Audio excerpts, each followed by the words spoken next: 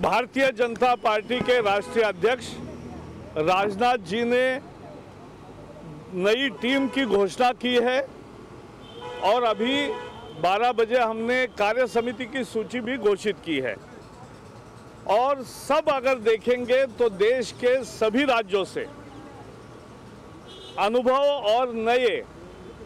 अनुभवी और नए सभी तरह के अच्छे कार्यकर्ता, सभी सामाजिक वर्गों को प्रतिनिधित्व और एक बहुत ही समुचित बैलेंस्ड सूची की घोषणा हुई है, जिसका सब जगह बड़ा स्वागत हो रहा है। ये भारतीय जनता पार्टी का अनोखी विशेषता है कि जिसमें अंदरूनी लोकतंत्र के तहत एक बड़ी विचार विमर्श के बाद और सभी अच्छे कार्यकर्ताओं का काम का आकलन करते हुए ये एक अच्छी सूची बनाई है। और हमारे यहाँ पदों की संख्या निश्चित है, इसलिए बहुत अच्छे कार्यकर्ता और भी है, लेकिन सबको उसमें ले नहीं सकते, लेकिन उनको अलग अलग तरीके से मौके दिए जाते हैं और सबका उपयोग काम में किया जाता है। और इसलिए हर एक अच्छे कार्यकर्ता को काम मिले और हर अच्छे काम के लिए एक अच्छे कार्यकर्ता मिले, ये सब सूत्र के आधार पे हमारे यहाँ कामों का बंटवारा होता है। और ये एक बहुत अच्छी सूची बनी, सबको विश्वास में लेकर राजनाथ जी ने पिछले 8-10 दिन से सबके साथ, सभी बड़े नेताओं के साथ विचार विमर्श करके पार्लियामेंट्री बोर्ड की सूची, उसके बाद केंद्रीय चुनाव समिति की सूची, पदाधिकारियों की सूची और अब राष्ट्रीय कार्य समिति की सूची पूरी हुई है। तो एक हमारा टीम का निर्माण हो गया है। अब लक्ष्य है 2014 उसको जीतेंगे, भारत को कांग्रेस के कुशासन से मुक्त करेंगे। Sir, one minute. Narendra Modi. English. See, this is the new team declared by our party president Rajnath ji. He has constituted parliamentary board, the central election committee, the office bearers and the national executive.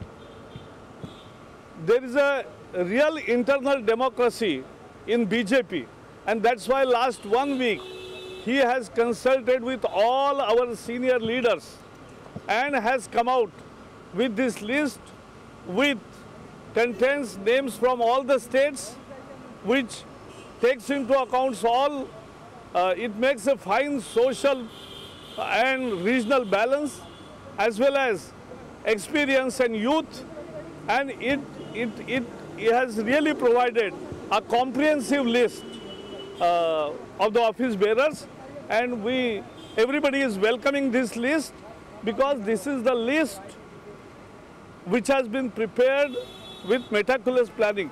There are more workers who will be also allotted other functions of the party, because party wants to give and engage each and every good worker into the party.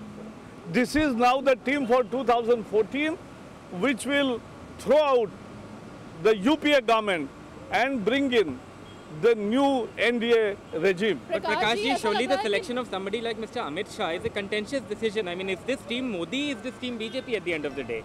This is the team BJP and it will always remain team BJP, and Narendra Modi is also a team BJP. Javadekar साहब, यही सवाल हिंदी में कि मोदी जी इकलौते मुख्यमंत्री हैं जिनको संसदीय बोर्ड में लिया गया है। अमित शाह जो उनके खास सिपह सालार हैं, उनको भी महासचिव बनाया गया है, तो इसको ऐसा है, इसको आप भी इसमें खूब खोद के भी आपको ज़्यादा कुछ नहीं मिलेगा, इसलिए क्योंकि एक सही मायने में एक अच्छी टीम बनी है। मोदी जी हमारे सबसे सीनियर वर्तमान मुख्यमंत्री है और ये जो सबसे सीनियर मुख्यमंत्री है, पहले भी पार्लियामेंट्री बोर्ड में नरेंद्र जी रहे हैं और इसलिए आए हैं नरेंद्र मोदी जी यहाँ। और ये सबकी मांग भी थी, सबकी इच्छा भी थी और ये राजनाथ जी ने उनकी नियुक्ति की है।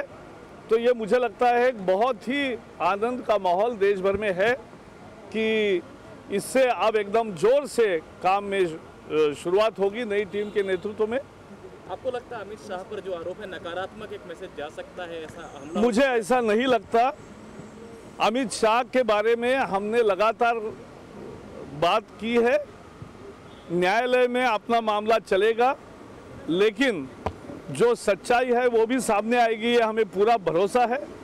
और वास्तविकता ये है कि ये संगठन का दायित्व है, ये कोई सरकारी पद नहीं है, तो इसलिए ये विवाद का कोई मतलब नहीं है।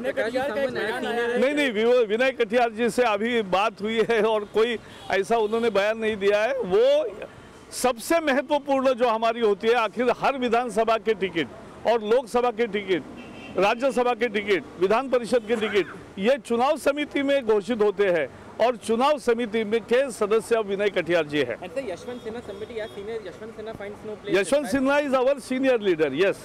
Ravi Shankar ji is now deputy leader, as you know. He is deputy leader in Rajya Sabha, and he will always be appearing for the party whenever required.